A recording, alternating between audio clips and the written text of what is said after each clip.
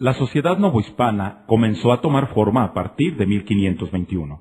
Los españoles trasladaron a América sus propios esquemas sociales, similares a los de la época medieval europea, y aunque el choque de la conquista fue muy destructivo de la forma de vida de las civilizaciones indígenas, durante la época colonial subsistieron algunas formas sociales que existían antes de que llegaran los europeos. La sociedad en la Nueva España.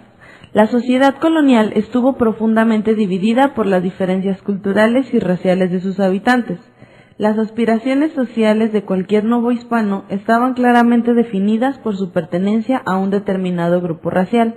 Por ello, como te podrás imaginar, esta sociedad era profundamente racista, y la gente vivía inmersa en una constante tensión social provocada por estas diferencias.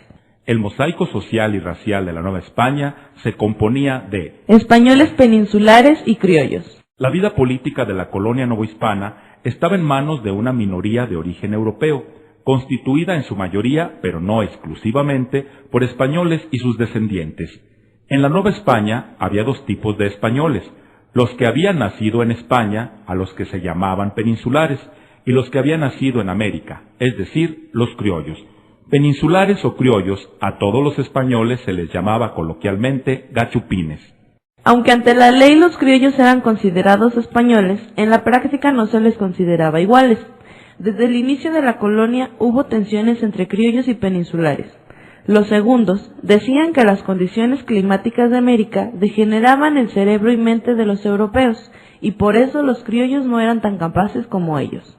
Los criollos, sin embargo, insistían en que eran iguales y tan leales a la corona como cualquier español.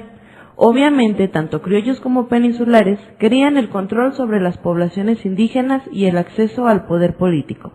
Aunque la mayoría de la nobleza novohispana era criolla y muchos de ellos se educaban en la Universidad de México y en los colegios religiosos, había límites al ascenso social de este grupo. El virrey siempre era español y los altos cargos del ejército los tenían los españoles. Para colmo, las mujeres blancas preferían a los peninsulares antes que a los criollos. Mestizos y castas. Mestizos. Al principio de la colonia, a los mestizos no se les reconocía como tales, o se les tomaba por españoles o por indígenas, sin ser aceptados totalmente dentro de ningún grupo. Por eso, muchos padres de mestizos pagaban para que en el acta de nacimiento de sus hijos se les calificara de español. Algunos mestizos fueron educados como caballeros y damas españolas porque la corona consideraba humillante que un hijo de español fuera educado entre los naturales.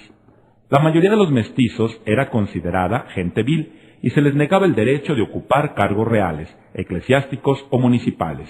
Por ello, el papel de los mestizos en la colonia fue desde un principio un factor de inestabilidad, pues no tenía un lugar definido en la sociedad de su tiempo. Los mestizos fueron rechazados tanto por los indígenas como por los españoles. Castas. A las personas que racialmente fueron el producto de mezclas de distintas razas se les denominó castas. Este heterogéneo grupo tuvo el mismo problema social que los mestizos. Si no se les podía ubicar claramente dentro de algún grupo racial, eran negados y discriminados por unos y por otros. Las castas muestran la complicada estructura social que se formó en la Nueva España. En el siglo de la Ilustración, el siglo XVIII, se inventó una clasificación racial de las personas mezcladas. En esta clasificación aparecía una variedad de posibilidades infinita. Algunas de ellas son: de español e indígena, mestizo, de indio con negra, sambo, de negro con samba, sambo prieto, de blanco con negra, mulato, de mulata con blanco, morisco, de español con morisca, albino, de albino con blanco, saltatrás, de indio con mestizo, coyote, de blanco con coyote, amizo, de coyote con indio, chamizo, de chino con india, cambujo, indígenas. La conquista rompió en 1000 pedazos el mundo indígena. Los europeos intentaron imponer nuevas creencias, costumbres y actividades, y dentro de esta nueva forma de vida, los indígenas quedaron en una posición de desamparo social. Las empresas españolas dependían totalmente de la mano de obra indígena. En buena medida por esta razón, nunca hubo una decisión abierta de exterminar a la población indígena. Sin embargo, durante los 300 años que duró el periodo colonial, disminuyó en un 90% la población autóctona. Muchísimos indígenas murieron de enfermedades desconocidas en América y traídas por los europeos, como la viruela. En teoría, las leyes españolas protegían a los indígenas de la sobreexplotación del conquistador español, y había leyes diferentes para unos y otros. Esta legislación concebía al indígena como un menor de edad, sin capacidad para tomar decisiones por sí mismo, siempre necesitando a un tutor español que respondiera por él. Además, en un principio se intentó aislar a los indígenas en sus propias comunidades, pueblos de indios, en donde estaba prohibido que vivieran los españoles. La misma situación de desamparo provocó un alcoholismo crónico entre los indígenas, a veces fomentado por los mismos españoles para debilitarlos.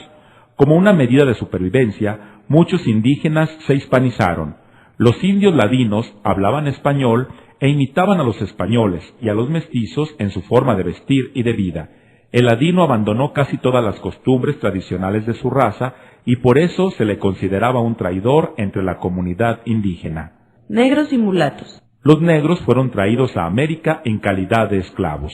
Eran más apreciados que los indígenas para el trabajo, porque tenían más resistencia física y soportaban mejor el clima cálido y húmedo de tierras tropicales, donde se les ponía a trabajar en las plantaciones de caña de azúcar. Como los negros no tenían lazos con los indígenas, se les empleaba como capataces, a los que el indio temía y obedecía. Era un grupo social rebelde, y hubo frecuentes rebeliones comandadas por negros o mulatos, por ejemplo, la rebelión de Yanga en Veracruz.